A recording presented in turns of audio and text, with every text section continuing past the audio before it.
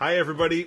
Hi, everybody. Hi, everybody, and welcome back to the Talking About the Big Stuff podcast with Michael Cole and Matthew Cravat. I am Michael Cole. And I am Matthew Cravat. All right. Welcome back, everybody. Today we have Jason Riddle. We had, you were on, 6 weeks ago or so? Somewhere in that neighborhood, yeah. Yeah. And tonight we want to talk about the blue wave. It's Thanksgiving this week, or, if you're watching this as it goes out, it was Thanksgiving last week.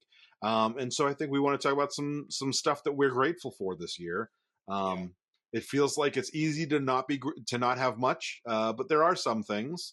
So we wanted to talk about the blue wave. Now we have about 3 weeks perspective on that, and there's some really great things happened. Obviously, we shit on the Democratic Party a little bit the week afterwards because they snatched defeat from the jaws of victory.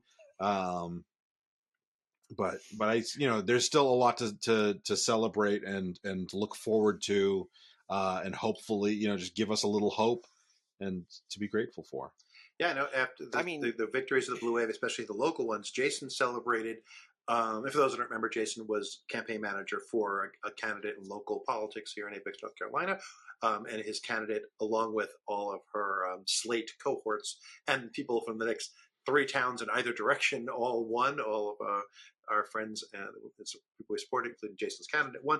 And Jason celebrated by quitting politics, at least for a while, because he doesn't want to do politics anymore. And then he promptly lost his job. And what's your new job, Jason? I'm working on another campaign. He's very Godfather 3. I keep trying to quit. They pull me back in. I am. I feel a little Godfather 3 about it. You're not wrong. And listen, we discussed my financial life a little bit, so I feel okay that we can talk about it. I'm gonna sound more privileged here than I mean to, and I'm sorry in advance. I don't necessarily have to have employment. I got a slight raise to retire from the military when you added my disability. And don't get me wrong, fucking this administration would love to try to end that in some sort of way if they could. And it is enough for us to survive on. We've done it before, right? And, my wife has a new job and there was an increase in pay there. And, and there's going to be a cost of living allowance that's going to come out on the first of the year that'll come into my retirement and into my disability. And, the housing rate for the GI Bill will go up in 26. So it's not like I was dead in the water. It just hurt my soul because I've never been released from a job. Never. I have. I will say he wasn't fired with cause. It was more of a downsizing, and his position was eliminated. We're calling it a purge, and it will continue to happen for other people as well. It wasn't, and it was not the candidates that he was mentioning last time. It was his day job. It was for the nonprofit that I worked for. The candidate was done. The campaign's over. He won. Right. Yeah. And mind you, the mission of the previous organization I worked for was turnout related, and we had record numbers across the country and the state. And after we won, we're done. We retire. We're done. We all moved the bar as far as it could be moved, and they're like, "Well, we just don't have any money." And I understand. It's fruit of the rotten tree of the time, right?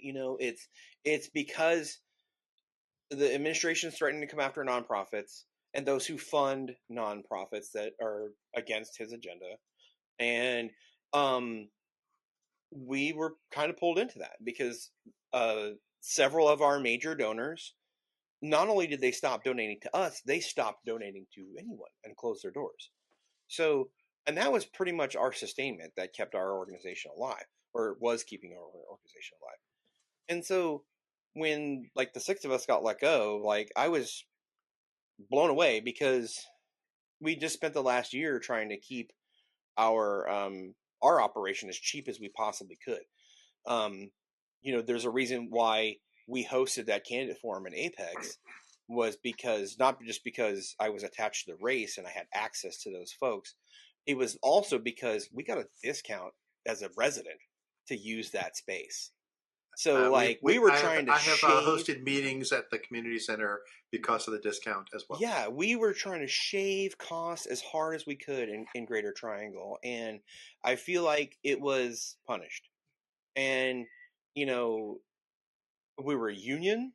Our union didn't protect us at all, and still can't. You know, it's sad. I just wish I would have known more facts in advance than I found out the day I was terminated. Right? Like I wish I could have found out that because our I didn't tell you this yet, Matt, but our executive director shared with us that our positions were experimental from day one, and I was like, oh, that's information I could have That's nice used to know. on the first day, right? You know, again, corporate America, that usually means we're either priming you for huge promotion after the success, or this is on your way out. You're like, oh, that was great, but the experimental position is now over and you can leave.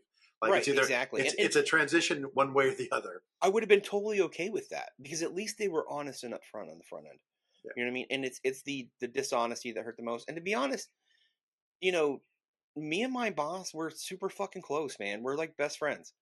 You know, and I miss her all the fucking time. I'm not gonna lie. If they called me today and were like, "Can you come back?" I would, because I miss my buddy. You know what I mean? And that's a relationship that comes once in a million in the professional space. That I cannot imagine someone having an employee they like enough to continue to be friends with after they. Yeah, we talk every day still. He's talking about me because I was his employee. That's how we met. Yeah. Well, and you know, it's very. When did I fire you? What day was it that I fired you, Mike? New Year's Eve. New Year's Eve, yes. Motherfucker, dude. I thought the week before Thanksgiving was rough. My contract ended with the end of the year. Yeah. And he just couldn't get it an extension. And then New Year. So he was January, at my house New Year's Eve for New Year's Eve party going, yep, today Matthew fired me. Yep. And then January 2nd, I'm like, I went to get some lunch. I'm like, I'm going to have to start looking for a job. And I got a call from the company. Somebody who had been on like a Christmas leave hadn't got Matthew's memo of like, this guy is great. Keep him if we can keep him. Does anybody have budget? And they got me back. So I got back I had 2 days off essentially. Yeah. So, I managed to get him transferred to another department. It was a 6-month contract, but I managed to get him another 6 months. That's awesome, but not under me. And it just took the delay in between them at time in between. Yeah. Right. And this could happen with the prior organization I used to work for. You know, it is what it is. I'm really not that worried about it. So, let's quick question in our victories though. So how many people were running for the open slots on town council, and where did your candidate come in? Well, you kind of mentioned 3 candidates last. So we had 3 candidates. Yeah. So there were 3 open slots, but there were 8 people running for the 3 open slots? Okay, so I got some more intel on that. And I remember I talked to you guys about it then, that there was a 9th. Right. And there was a 9th. Running kind of a write-in campaign. But then there wasn't a 9th. Yeah. So I found out that he... I talked to the individual, and he had a health crisis in his family. One of his kids got really, really sick. I'm not going to share who and how and why, but he's like, yeah, fuck this and fuck town council. Yeah, he's like, I'm not gonna. If my kid's gonna fucking die, I'm not gonna be politics. Don't fucking. I'm not spending my last 2 weeks campaigning. I can respect that so much. Like, I'm on my deathbed. I'm not gonna be like, go find the last surviving Taliban member so I can choke him before I die. I'm gonna want to see my wife and my kids and my grandkids if I have any. You know what I mean? Okay, so how many people? So there were 8 people running for 3 slots, and 8 for 3 slots, a 9th-ish, right? We'll say 8.5. We'll be sure, right? It was an existing campaign. There were signs, okay, and so that all went down. This race is going to go down in the history of the town. It's going to go down in the history of the state. I said it before, and I'll say it again. Apex is the eye of the hurricane in North Carolina politics, period, dot, end sentence, right? And I say that because as things go here, they go elsewhere. And so, of course, all the municipalities that we share borders with, the same effect happened, right? What is it? It's not Holly Springs, but is it Cary that has an all-female council with mayor? Yeah, I believe that's accurate. It's an entire women staff. As a Cary resident, I should know this. You And should, and no town manager. Yeah, but that happened. We got record turnout in Apex alone. This is a record-breaking race for us here. The total votes cast for this municipality race are the highest in any other municipality race in the history of the town. Our slate. So I'm going to talk about the three of them as if they're equal, because once our endorsements were solid, and we had just gotten our endorsements when we talked last time. The solidification of management of the slate was still kind of loose, and that tightened up real quick. And when you're a manager for one, you were a manager for all, and or a volunteer coordinator or whatever you ended up doing. But if you touched our slate, you were an asset to all three campaigns, right? My guy came in second. Not that it fucking matters, right? When you beat your closest opposition by over 4,000 votes, does it even fucking matter at that point? You needed the fourth place 4,001 person was like half the amount of votes as the first place person. And our candidates all got more than 8,000 votes apiece. Which is a crazy amount of votes to even get in a municipal election off year. Right. Yeah, absolutely. And without big support, without this, that, and the third, but we got to do some pretty cool shit in this campaign. So, as a former irregular warfare practitioner and asymmetric warfare practitioner, we got to employ a lot of those tactics in this election, and it was a blast. Yeah, I thought when you blew up that building, that was a little much, frankly. I watched Andor, and personally, I think that you were doing the Lord's work, right? The Force's work is what's Lord Vader's work. The fake Lord's work. You do Lord Vader's work.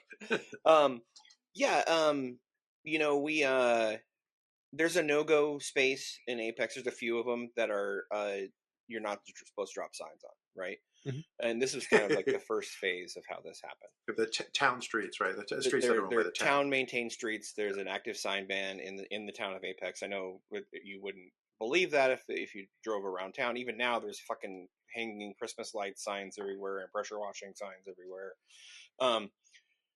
But one of those roads being Apex Peakway, and it's awesome. And as a campaign operative, it's got primo dirt for fucking dropping signs, right? It is great, and it has great traffic, so people would see your stuff. We knew in advance, our slate knew in advance that this was not a thing. So what we did is when we deployed volunteers to drop signs, we told them don't hit on the Peakway. Well, one did, and didn't do so much damage that we had a bunch of signs to move. It wasn't a lot, but it was the happy accident of timing that once those signs touched the Peakway, our Republican opposition went fucking nuts, and they painted the Peakway with their signs, and we're like, oh, cool, let's go move ours and snitch on theirs. And I may have filled out the form on the website once saying I'm noticing lots of political signs on the Peakway, and it's a zoning violation, so the town has to address it. Yeah, so the town sends out a truck to go pick them all up and put them in a sign impound. Yes, so we were calling it sign jail or the impound yard, right? Whichever fit the timing. But our opposition never found out where it was. So we were rescuing our signs from the impound yard all the time.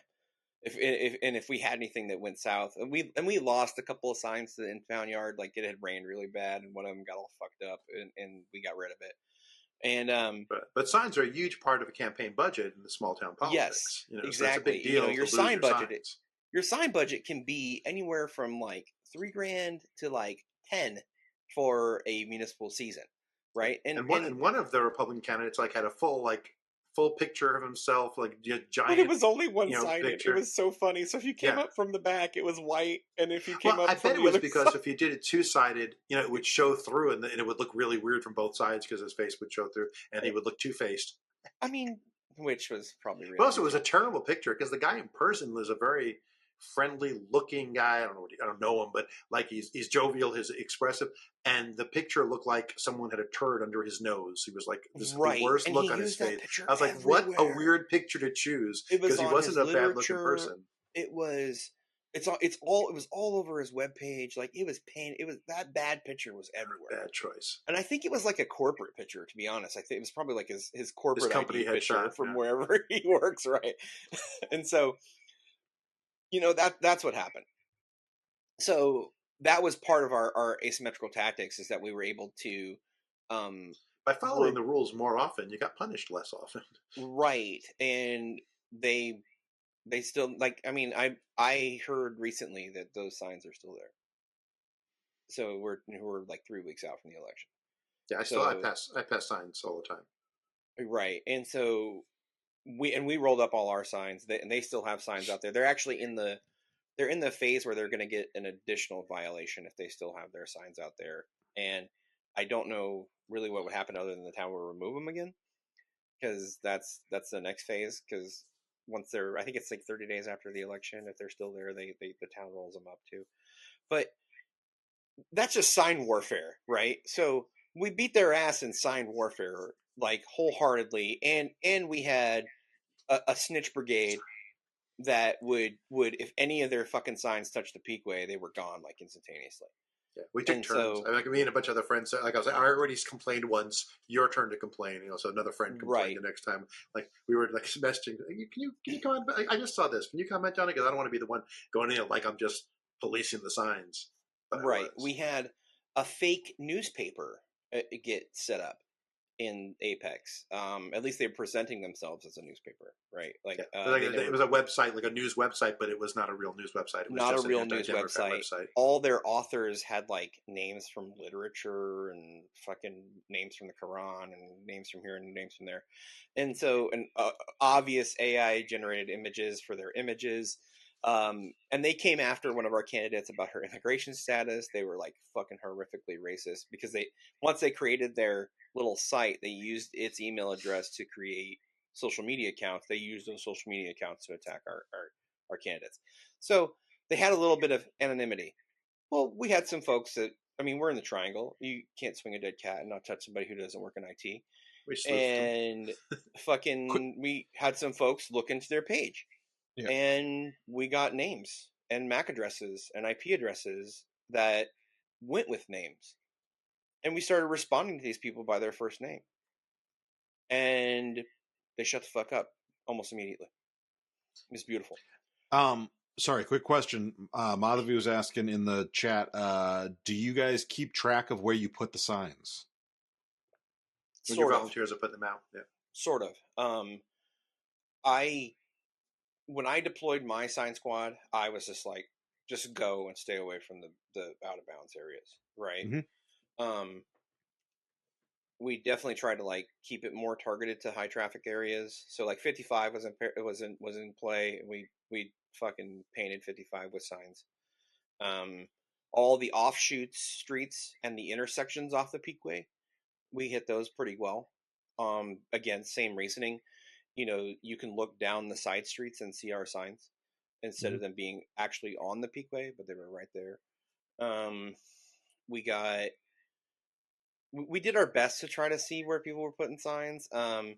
Most of my volunteers, they pushed back, and to me, like their location where they put signs out, but they all knew where they had dropped them, and so when it came time to roll them all up, they went just back to where they put them and pulled them up. We had a few different efforts to pull up signs when it came time to shut down signs.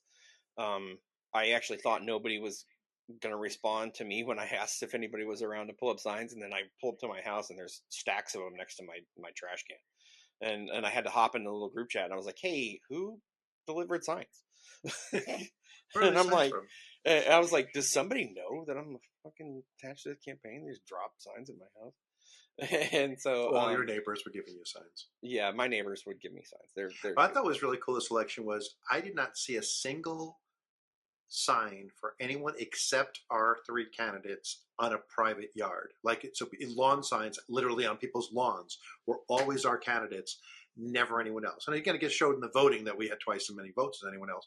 But I feel like nobody was passionate about any of the other candidates. Like there was not a passion to put a sign up on your own property.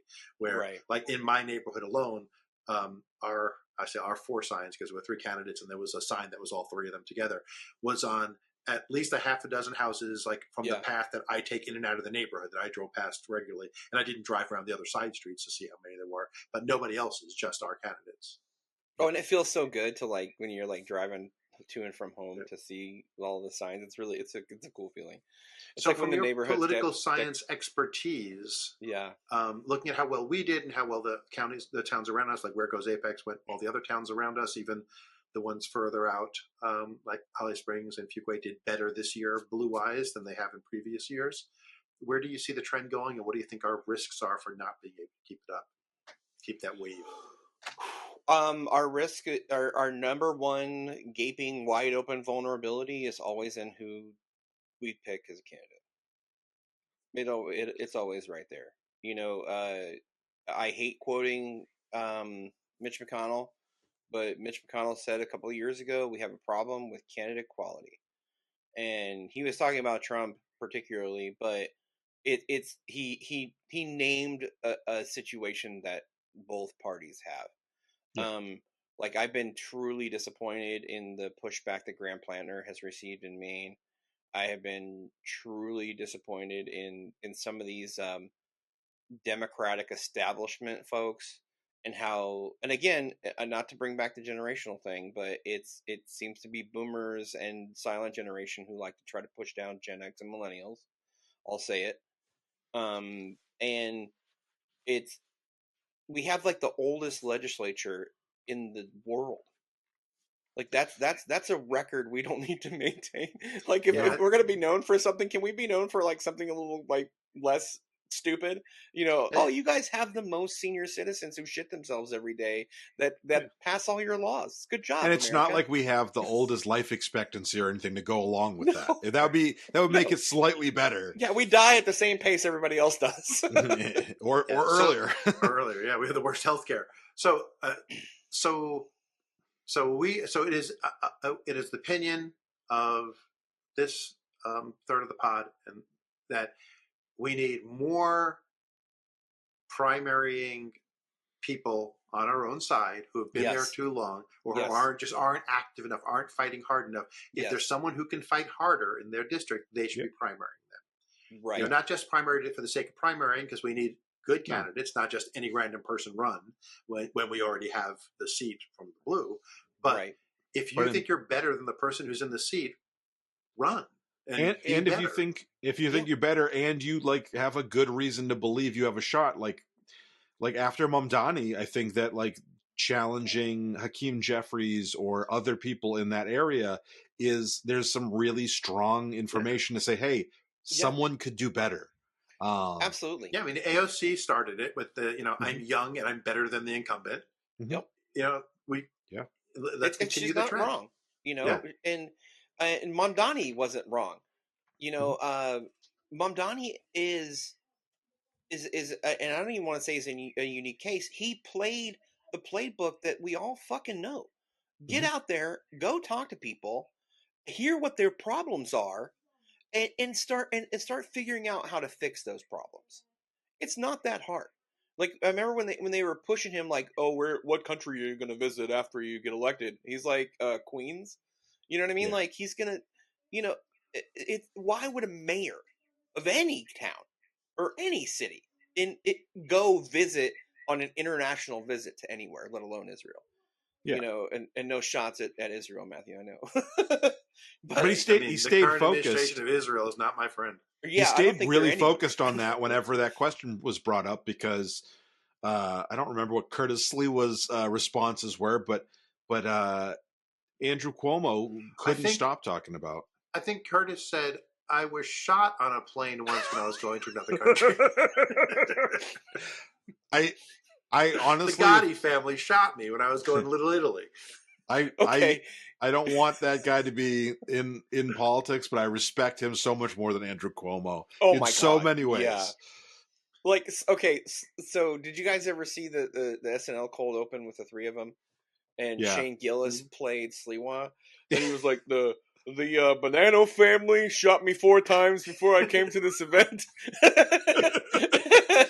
and I was stabbed by some vice lords. And he's just like going on and on about all these fucking physical crimes that had happened to him. And he was just reading the transcript from the debate. It wasn't even joking. It could have been, dude. Yeah, it's it's not a hard playbook to win. You know what I mean? Like one of the things that I got to kind of put to the test this go round, which I didn't get to push it as hard as I wanted to. I have a feeling that canvassing is dead. I know Beth Bonar doesn't want to hear that.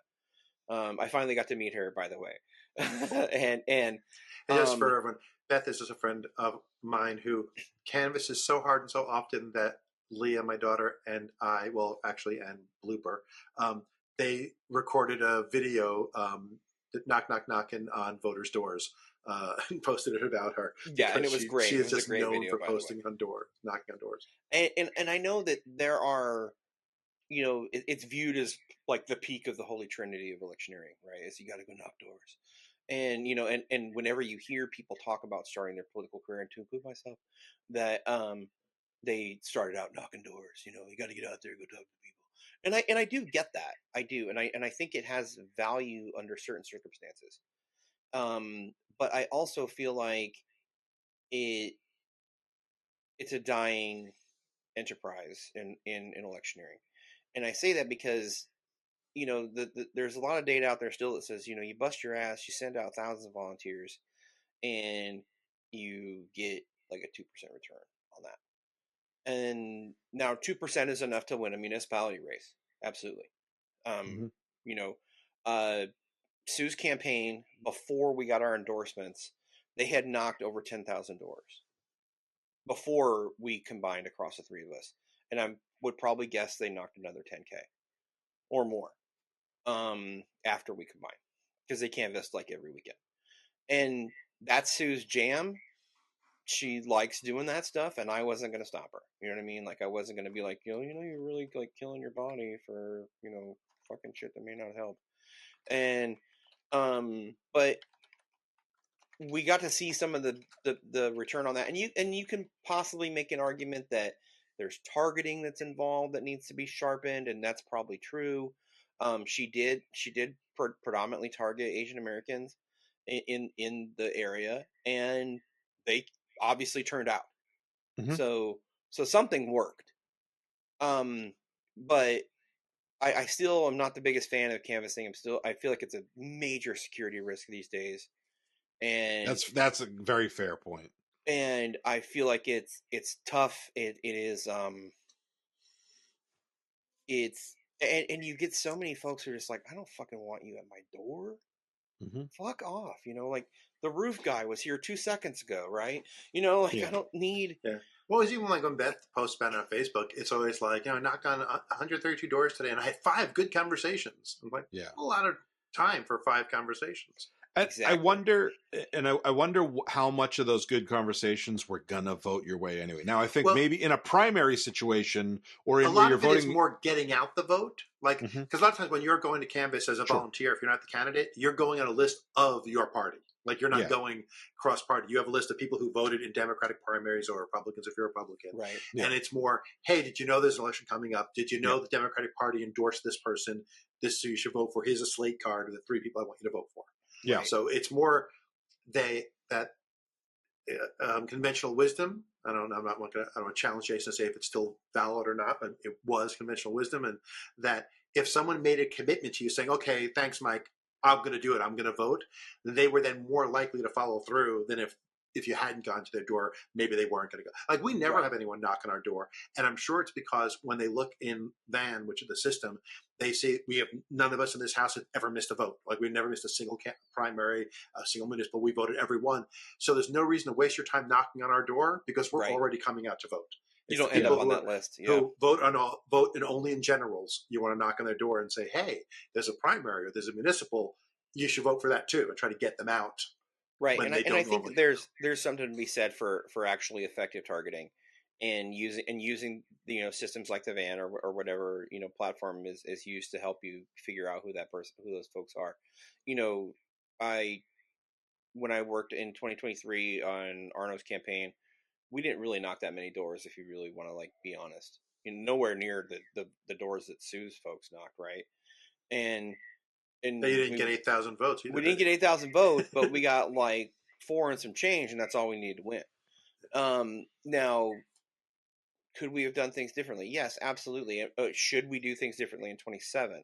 Yeah, we probably should do things differently in 27. I mean, I don't. Sue is a force of nature that has really kind of cracked the code on a few things in our town that I think a lot of folks. She does meetings at Mr. Dumpling, which is probably the best Chinese restaurant in the county. So I just had to sit down with her. Not a bad decision.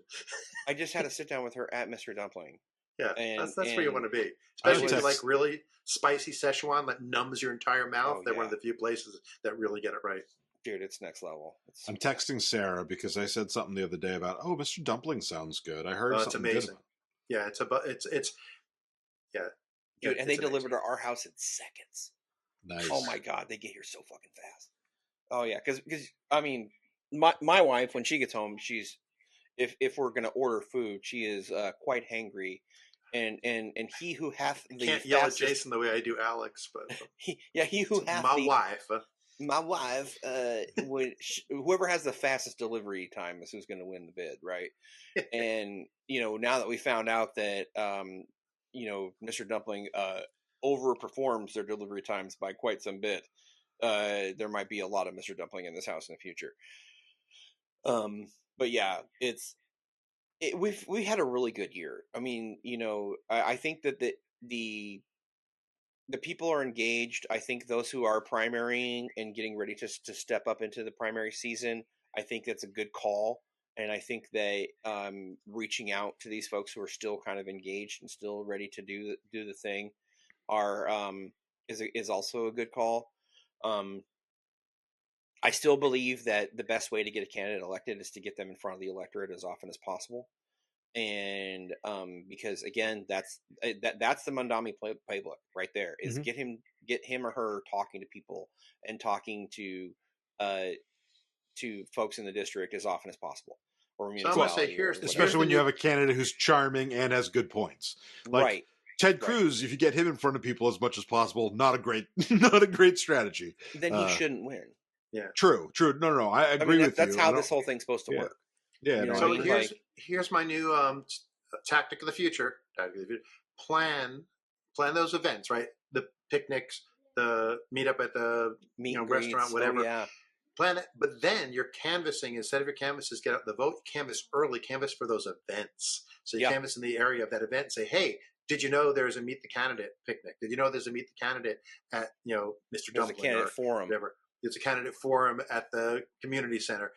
So go around, have people canvass hardcore to get people out to meet the person, right? And because you can even use that in your canvassing, right? Hey, I'm not here to tell you vote for someone because I'm telling you their name. I'm inviting you to come meet these candidates so you can make an informed decision for yourself because I trust your decision making rather than I gave you a piece of paper on your door. Right. That's why you should vote for my candidate. If you have 5 or 6 events scheduled too, because then you're not saying hey, this Wednesday that you might be busy. You're saying, hey, here's 5 events that this candidate's going to be at. I think that you would get something out of going and listening to them. Yeah. Or talking with them. Here's a social media account to follow, or here's the website, or newsletter. Yeah, so you want them to follow know you about events as they get scheduled because some of them get scheduled. And that becomes a security vulnerability. Yeah. So we have to be worried about that too, right? Because if you know where I'm going to be and what time, true, there's a lot of bad that can come from that. Is that why you'll never tell me where you're going? Because Jason would have to worry about me. I might stain his hand all red. Right. Yeah. You big old meanie. He might put too much hot sauce on your food for you. Oh God. One more thing I wanted to double tap real quick on our asymmetrical tactics that we were able to employ. I love when he talks about military. I'm going to double tap on the asymmetric tactics. Okay. We got to really make the Reds and the opposition feel really uncomfortable because we had a surplus of volunteers, and we owe that surplus of volunteers, particularly at early voting, to the Holly Springs Dems. The Holly Springs Dems had created a schedule on their own, and they plussed our numbers by 2 per shift, and there were times where there was only Holly Springs folks there. Not many, but there was a couple of little 30-minute windows where there wasn't no But it's Apex funny folks. you said earlier, like how goes Apex goes the other towns, and like that used to be Apex Dems. Like it used to be Apex Dems were the one there, especially early voting when everyone from the county can vote at any location. Yeah. We have one of the core I mean, locations. I would love to see us get there again. Yeah. I really do. I'll say when I Because took my mommy to vote, you're the one that I saw volunteering and greeting. well, I mean, I pretty much lived there the whole Yeah. fucking time. Which is part of the reason why I had to make some appeasements with the powers that be underneath my own roof. My wife. My wife, and so, but yeah, it was great. So with these extra volunteers, we really only had to have a couple of folks, actually, like lit dropping folks that came up to vote, right? Because once you hear it from one, you don't really need to fucking hear it from 6, right? But the opposition would have maybe 1 volunteer. Sometimes it was the candidate themselves, or 2 volunteers. So wherever they would spread out, you saw one of mine first, and you saw one of mine last, and we would park our guys right next to them, and so their comfort was fucking immediately removed. And so we had, if you guys were unaware, the future mayor's son-in-law was one of the candidates that was Mayor's running. future son-in-law. Yes, it's a mouthful. Yeah, the future's in the wrong place. It was not the future mayor. The mayor's future son-in-law. Yes, the mayor's future soon-to-be son-in-law. Is that better? The father of the mayor's grandchild. He's the one that you said had not paid his back taxes or something.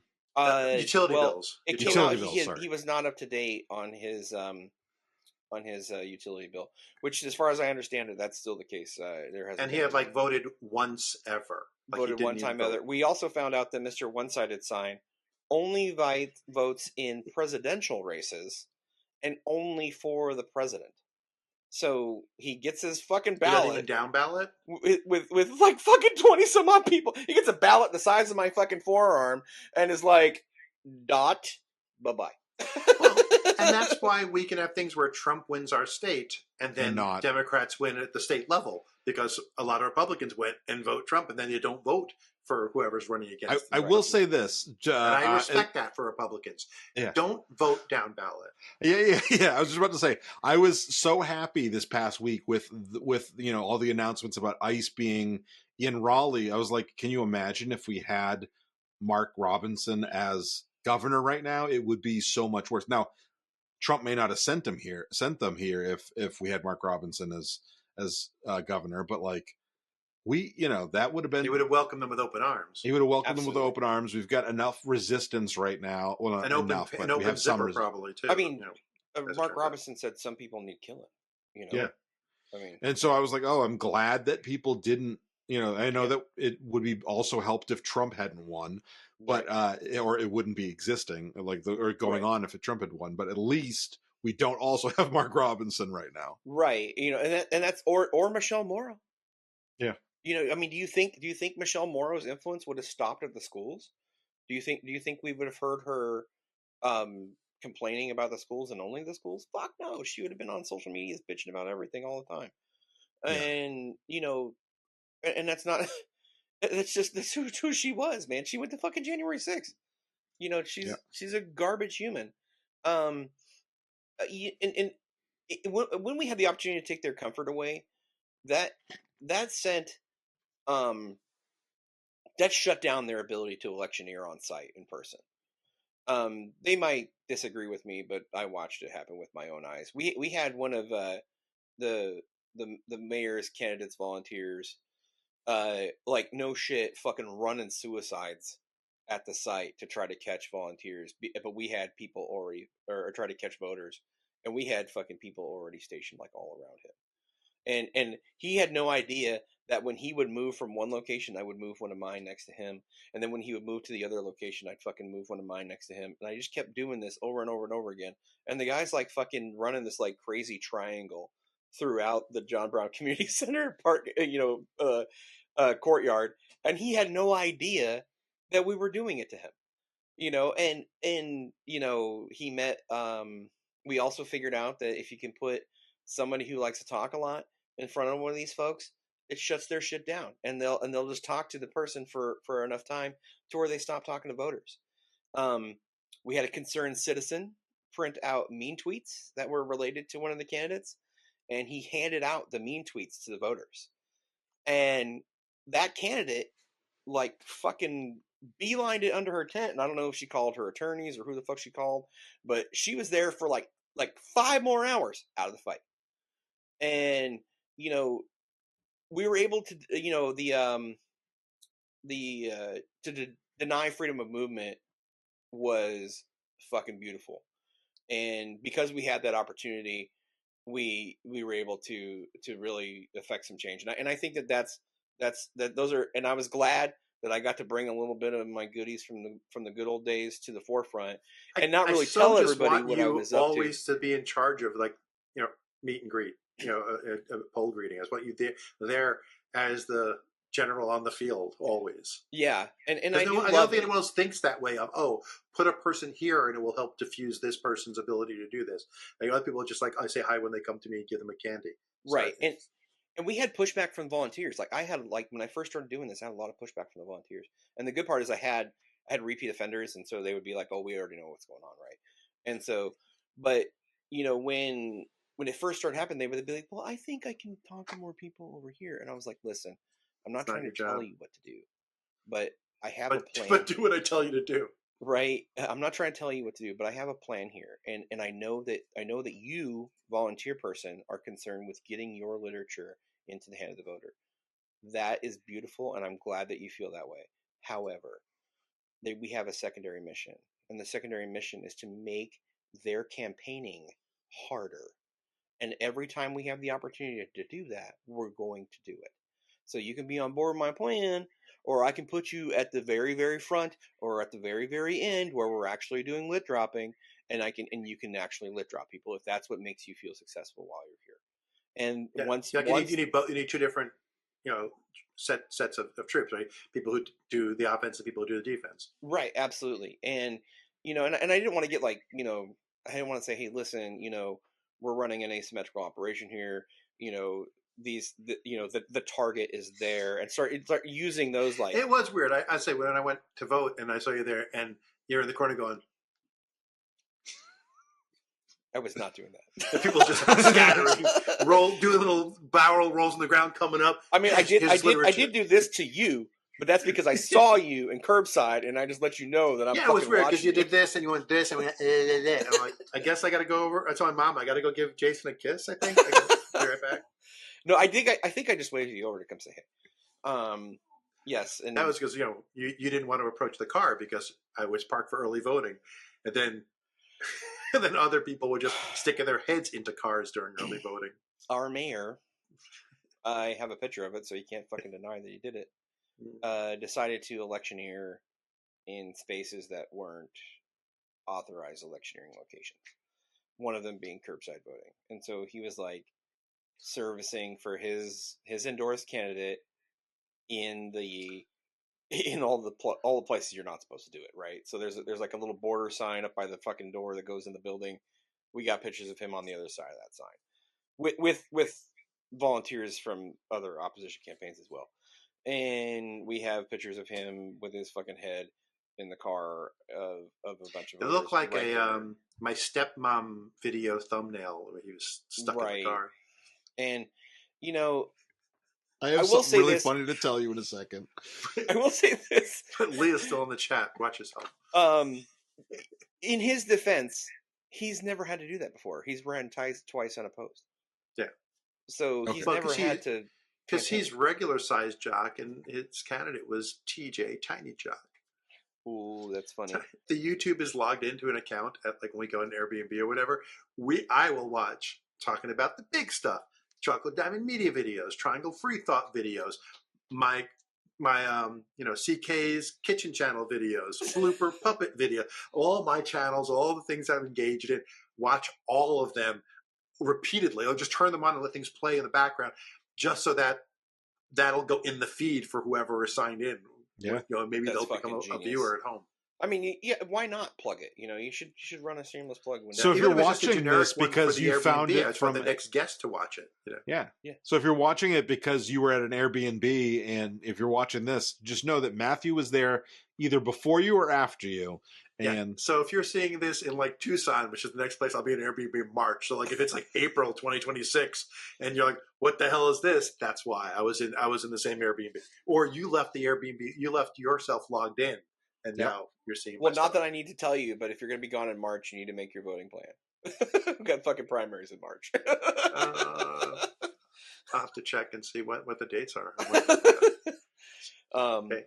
Actually, yeah, to bring it home to elections, But our voting plan is usually the first Monday of early voting. Weekends are too busy. We go Monday or Tuesday, but not too busy and get it done with.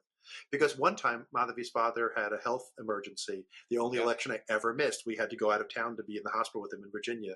And Al Gore lost the presidency because I didn't vote for him in North Carolina because we were out of town. Because that's what was going to. We started doing early voting back when. Please tell me his name wasn't Chad. Was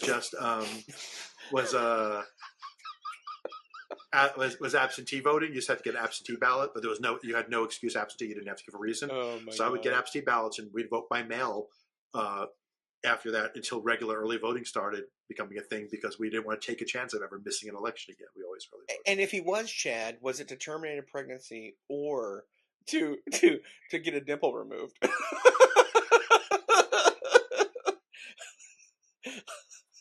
Oh my god, that's so great, dude. He was having his his conjoined twin removed, actually. Oh my god! So he was having a dimple attached to another person removed. No, it was a little psychic one attached to his stomach. Oh, okay, yeah. Did it say Quaid normally? Quaid.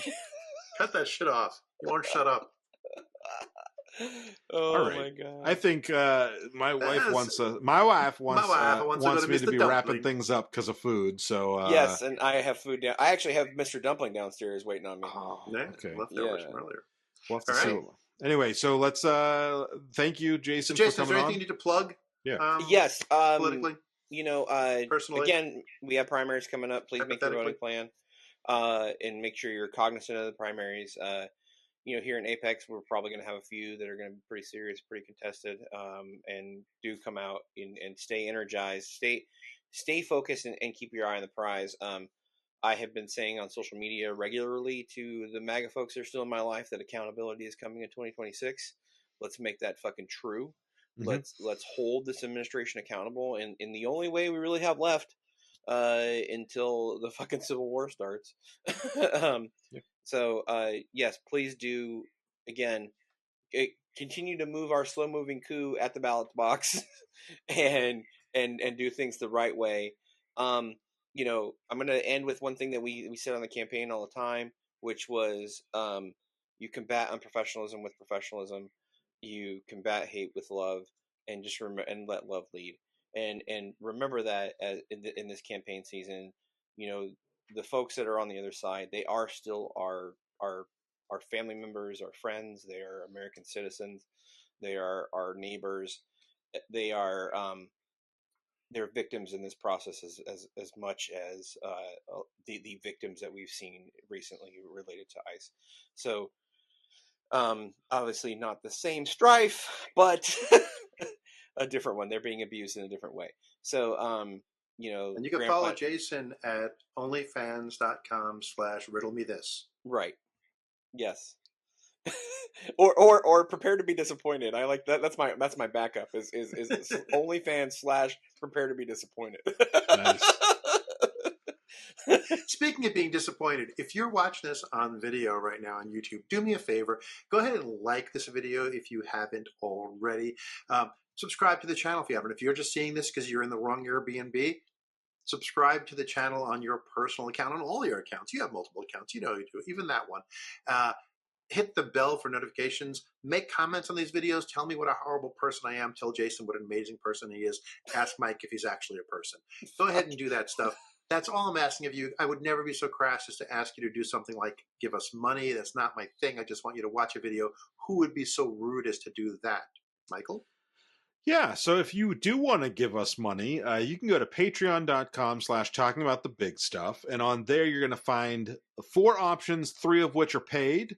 And you can get episodes early for $1. You can get episodes early with extra stuff for $3. Or you can get our pre-show chats and all that extra stuff early for $10 a month. Not an episode, a month.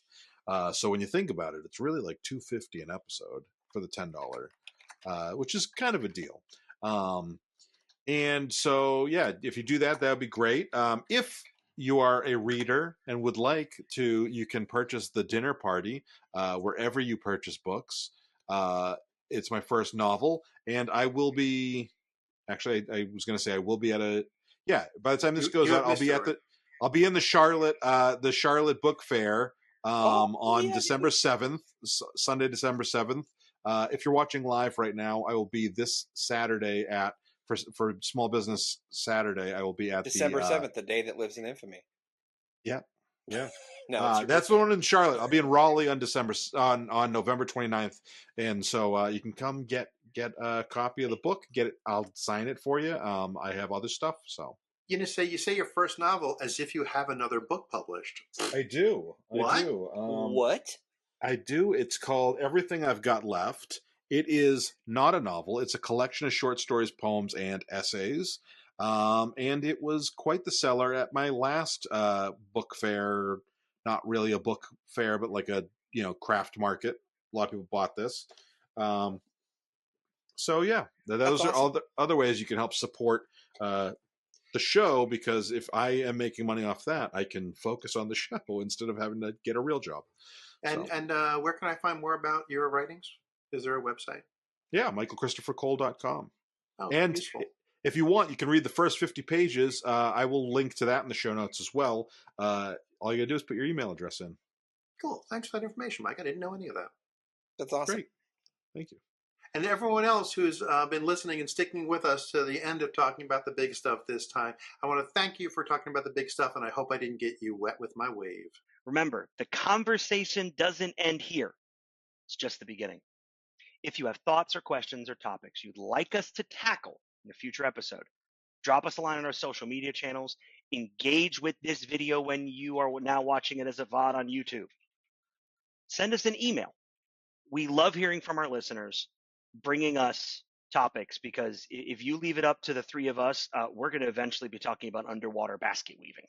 So we would appreciate you guys reaching out a little bit.